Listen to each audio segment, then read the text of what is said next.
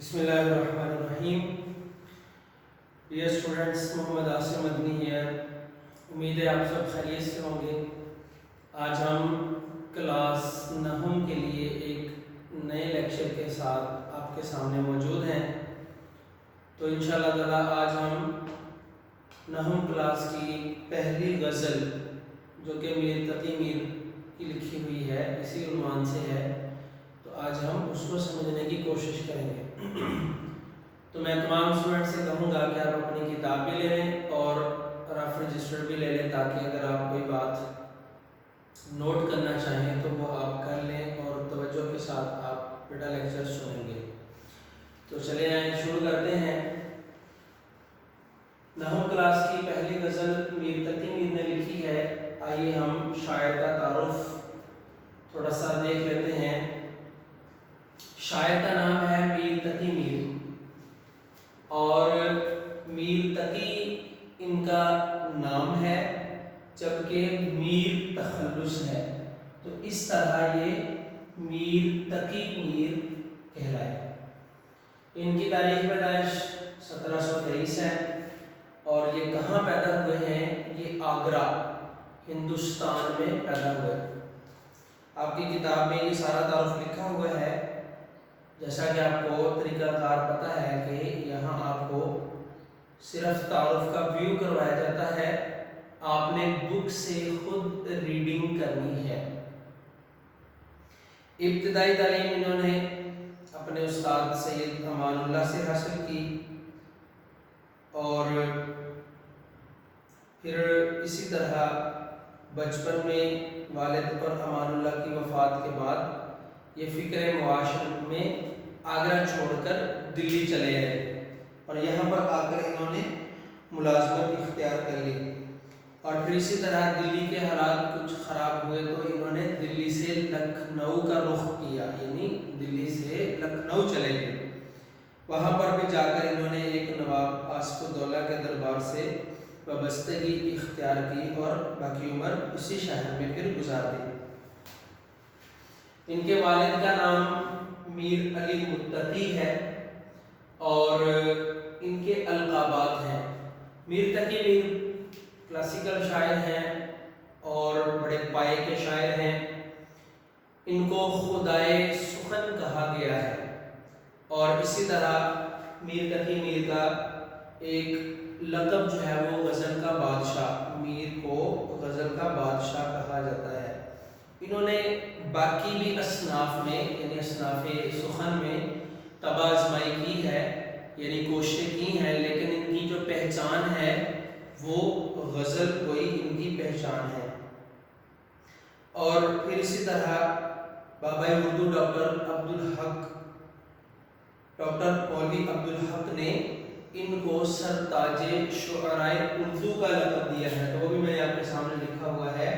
और फिर इन्होंने एक दो किताबें भी लिखी हैं और आपकी किताब में उन किताबों के नाम लिखे हुए हैं।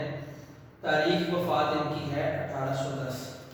तो चले आए हम अब गज़ल की बात करते हैं। गज़ल जो है ये लुगत में गज़ल का माना होता है औरतों से बातें करना या फिर औरतों के बारे में बातें करना, जबकि इस्तिलाह में गज़ल शायरी की वो किस्म होती है जिसमें शायर हुस्न व इश्क के मौज़ूआत और तजर्बात को पेश करता है। गज़ल के जो लहजे में मौसीकी का अंसर होता है और इसी तरह तरन्नुम का अंसर भी होता है। गज़ल में मुख्तलिफ अलामात होती हैं जो कि गज़ल को दूसरी असनाफ़ शायरी से मुमताज़ करती हैं, वाज़ेह कर देती हैं। और इसी तरह गज़ल के पहले शेर के दोनों मिसरों में हम काफ़िया और हम रदीफ़ होना ज़रूरी होता है। हम काफ़िया और हम रदीफ़ इसके पहले दोनों मिसरे होते हैं। इस पर भी हम बात करेंगे कि मतला, मक्ता, काफ़िया और रदीफ़ क्या होता है, ताकि आपको बात अच्छे से समझ आ जाए। तो गज़ल में आसान अल्फाज में समझें कि गज़ल में शायर अपने داخلی جو جذبات ہیں ان کو وہ شاعری میں ڈھال دیتا ہے، شاعری میں بیان کرتا ہے۔ وہ کسی بھی چیز کے بارے میں اس کا وہ شعر ہو سکتا ہے، وہ حسن و عشق بھی ہو سکتا ہے، وہ عشق مجازی بھی ہو سکتا ہے، عشق حقیقی بھی ہو سکتا ہے، کیونکہ غزل کا ہر ایک شعر وہ اپنی ایک اکائی رکھتا ہے، اپنا ایک معنی رکھتا ہے۔ تو آئیے پہلے مطلع، مقطع، قافیہ اور ردیف کو سمجھ لیتے ہیں۔ جیسا کہ آپ کی یہ غزل بھی آپ کے سامنے ہے، تو میں کچھ آپ کو وضاحت کر دیتا ہوں، مزید آپ نے اس میں غور و فکر کر لینا ہے۔ مطلع کا معنی ہوتا ہے نکلنے کی جگہ، طلوع ہونے کی جگہ۔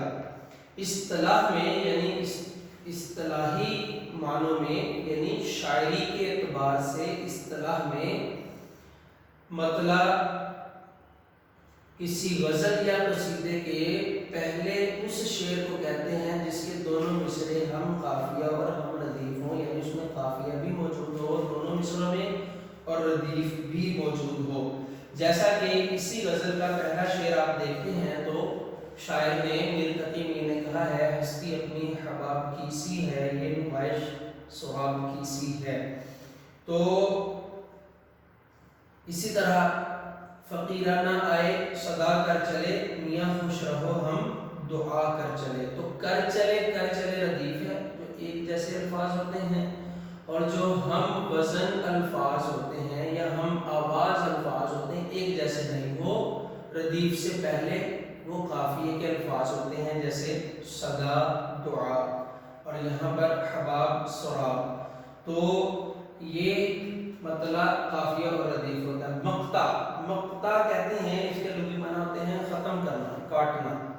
تو چونکہ شاعر اپنی غزل یا قصیدے کو اس آخری شعر میں اپنا تخلص بیان کر کے ختم کر دیتا ہے، مکمل کر دیتا ہے، اپنے کلام کو یوں کہیے کہ کٹ کر دیتا ہے، کاٹ دیتا ہے، مکمل کر دیتا ہے، تو اس لیے آخری شعر کو جس میں شاعر اپنا تخلص بیان کرے، کسی غزل یا قصیدے کے آخری شعر کو جس میں شاعر اپنا تخلص بیان کرے، جیسے کہ میں نے آپ کو بتایا کہ میر تقی میر کا تخلص میر ہے، تو وہ مقطع کہلاتا ہے۔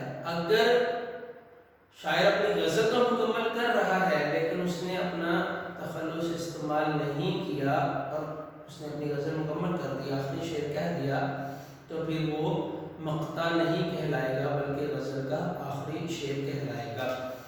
تو چلیے ہم پہلے شعر کی بات کرتے ہیں۔ میں بیٹا آپ کو تمام اشعار کے الفاظ، معنی اور مفہوم بتا دوں گا، مزید آپ نے اپنی متعلقہ گرامر سے تشریح وغیرہ کو دیکھ لینا ہے۔ ہستی اپنی حباب کی سی ہے، یہ نمائش ثواب کی سی ہے۔ ہستی زندگی کہتے ہیں، حباب بلبلہ کی سی کی طرح، نمائش دکھاوا، اور سراب مطلب دھوکا۔ تو اس شعر کا مفہوم یہ ہوا کہ میر تقی میر نے یہ شعر کہا ہے کہ زندگی ایک بلبلے کی طرح ہے، اور یہ جتنا کچھ بھی آپ کو دکھ رہا ہے، یہ جو کچھ بھی دکھاوے ہیں، یہ نمائش جو لگی ہوئی ہے زندگی کی، یہ سب دھوکا ہے۔ اصل میں شاعر یہاں پر جو ہے وہ فکر آخرت کی بات کرنا چاہ رہا ہے۔ ایک مفہوم اس کا یہ بھی ہو سکتا ہے کہ شاعر نے یہ کہا ہے کہ یہ زندگی ایک بلبلے کی طرح ہے کہ پانی کے اوپر بلبلہ بنتا ہے اور ختم ہو جاتا ہے۔ اسی طرح انسان دنیا میں آتا ہے اور نہ جانے کس وقت اس کی زندگی کی شام ہو جائے، وہ اس دنیا سے چلا جائے، اور یہ جتنا یہ کچھ بھی ہے دنیاوی زندگی ایک دھوکے کی مانند ہے، اور واقعی ہے بھی ایسے۔ حقیقتاً تو اخروی زندگی ہے جو دائمی زندگی، اور پھر اس کے بعد حساب و کتاب کے بعد وہ ابدی زندگی ہے، جنت والی زندگی ہے۔ تو ہم سب کو بھی چاہیے کہ اس زندگی کو ایسے گزاریں کہ ہماری ابدی زندگی جو ہے، اخروی زندگی جو ہے، قبر و حشر کی زندگی ہے، وہ پرسکون ہو جائے، وہ اللہ تبارک و تعالیٰ سے انعام و اکرام والی وہ زندگی ہو۔ اور یہ جو دنیاوی زندگی ہے یہ ہے عمل کی جگہ، یہ دارالعمل ہے۔ تو شاعر نے پہلے شعر میں یہ بیان کیا، دوسرے شعر میں اس نے کہا نازکی اس کے لب کی کیا کہیے، پنکھڑی ایک گلاب کی سی ہے۔ نازکی کہتے ہیں نزاکت کو، یعنی نازک ہونا، نرم و ملائم ہونا۔ لب ہونٹوں کو کہتے ہیں کیا کہیے، یعنی کیا بات کروں، جیسے کہتے ہیں یار اس کی کیا بات ہے۔ تو شاعر نے کہا ہے کہ اس کے ہونٹوں کی، یعنی وہ اپنے محبوب کی بات کر رہا ہے کہ جو اس کے خیالات میں اس کا محبوب ہے۔ یاد رکھیں یہ سلیبس کی باتیں ہیں، سلیبس کے اندر ہم نے فن شاعری کو، فن غزل کو سمجھنا ہوتا ہے، تو یہ شاعروں کے انداز ہوتے ہیں۔ تو پنکھڑی ایک گلاب کی سی ہے، پنکھڑی کہتے ہیں گلاب کی جو پتیاں ہیں، تو شاعر کے خیالات میں کوئی چیز ہے اور وہ اس کا محبوب ہے، اور وہ اس کی ہونٹوں کی بات کر رہا ہے، تعریف کر رہا ہے، اور ایک گلاب کے ساتھ اس نے تشبیہ دی ہے۔ گلاب کا پھول جو ہوتا ہے، تو اس نے کہا ہے کہ نازکی اس کے ہونٹوں کے ملائمت یا نزاکت کی کیا بات کریں، جیسے گلاب کے پھولوں کی پتیاں ہوں، اس طرح اس کے محبوب کے ہونٹوں کی نزاکت ہے۔ پھر اس طرح تیسرے شعر میں شاعر نے کہا کہ چشم دل کھول اس بھی عالم بھر، یہاں کی اوقات خواب کی سی ہے۔ چشم دل، دل کی آنکھیں کھولے، ایک تو ظاہری آنکھیں، دل کی بھی آنکھیں ہوتی ہیں۔ تو اس نے کہا ہے کہ شاعر نے کہا ہے کہ اپنی دل کی آنکھیں کھول لے اس بھی عالم پر، یہاں کی اوقات خواب کی سی ہے۔ عالم دنیا، یہ ایک عالم دنیا ہے، ایک عالم برزخ ہے، ایک عالم آخرت ہے۔ تو اللہ تبارک و تعالیٰ نے یہ دور رکھے ہیں کہ ایک دنیا میں بندہ آتا ہے، دارالعمل کرتا ہے، پھر قبر میں چلا جاتا ہے، پھر جب اللہ چاہے گا قیامت برپا ہوگی تو عالم آخرت ہوگا۔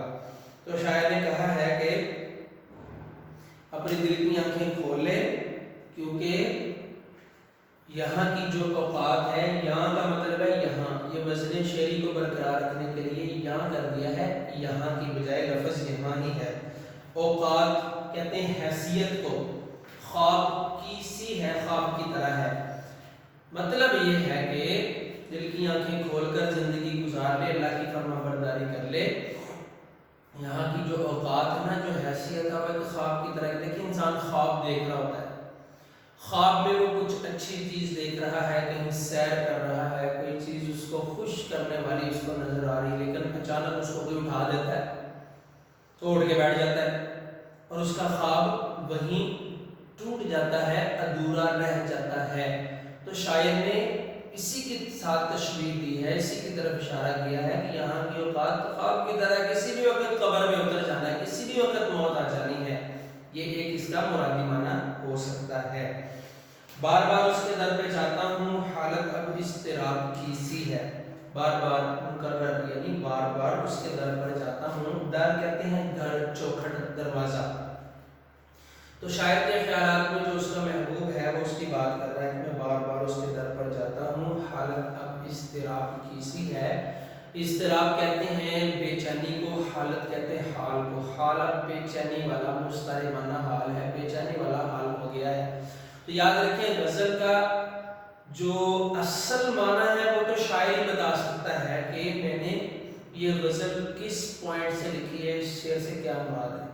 چونکہ ہم اس فن کو سمجھنے کے لیے جب شعراء کی غزلیں پڑھتے ہیں، سنتے ہیں، تو پھر ہم ان کے معنی مرادی بیان کر سکتے ہیں، لیتے ہیں کہ ہاں شاید یہ مراد بھی ہو سکتی ہے۔ تو غزل کے اشعار کا ایک حقیقی معنی بھی ہوتا ہے، ایک مجازی معنی بھی ہوتا ہے۔ میں جو بولا کہا کہ یہ آواز اسی خانہ خراب کی سی ہے، اس شعر کا تعلق پیچھے والے شعر کے ساتھ جڑا ہوا کہ میں بار بار اس کے جو ہے وہ درد کے چکر لگاتا ہوں، حالت بڑی اضطراب والی، بے چینی والی ہے، اور میں نے اس کے سامنے آواز نکالی تو اس نے آگے سے یہ کہا کہ یہ تو وہی خراب حالت انسان ہے۔ تو خانہ خراب کا مطلب ہے خراب حالت۔ آتش غم میں دل بھنا شاید، آتش کہتے ہیں آگ کو، آتش غم مرکب اضافی ہے، غم، دکھ، درد کی آگ میں دل اب بن گیا، شاید ایسا ہو گیا۔ تو شاعر اپنی اس کیفیت کو بیان کر رہا ہے۔ دیر سے بو کباب کی سی ہے، کباب دیکھیں ہم کوئی چکن کا پیس کوئلوں کے اوپر رکھ دیں تو وہ جب پک کے تیار ہو جاتا ہے تو پھر خوشبوئیں آنا شروع ہو جاتی ہیں، دور دور تک کبابوں کی خوشبو آتی ہے۔ تو جب وہ زیادہ دیر پڑا رہتا ہے تو زیادہ خوشبوئیں چھوڑتا ہے، یہاں تک کہ وہ سڑنا بھی شروع ہو سکتا ہے۔ تو شاعر نے کہا ہے کہ دل اب تو غم کی دکھ کی آگ میں شاید بھن ہی گیا ہے کہ دیر سے یہ کباب کی خوشبوئیں آ رہی ہیں۔ میر ان نیم باز آنکھوں میں ساری مستی شراب کی سی ہے۔ اپنا تخلص بیان کیا ہے شاعر نے، تو یہ اس غزل کا مقطع ہے کہ میر ان نیم باز آنکھوں، نیم باز کہتے ہیں آدھی کھلی آدھی بند آنکھوں میں، میر اپنے آپ کو مخاطب کر کے کہتا ہے، شاید وہ محبوب کی بات کر رہا ہے کہ ان نیم باز آنکھوں میں، یعنی اس کی آدھی کھلی آدھی بند آنکھوں میں ساری مستی، مستی کہتے ہیں خمار کو، ساری مستی شراب کی طرح لگ رہی ہے۔ تو یہ شاعر کی اپنی وجدانی کیفیات بھی ہو سکتی ہیں۔ تو بہرکیف ہم نے آپ کو اس غزل کے اشعار کا معنی و مفہوم اچھے طریقے سے سمجھا دیا۔ اگر ہم اس غزل کی مشق کی بات کریں بیٹا تو آپ نے اس کو لیکچر کو سننے کے بعد اس غزل کو پڑھنا ہے، متعلقہ گرامر سے کنسلٹ کر سکتے ہیں آپ اور اس کی مشق حل کرنی ہے۔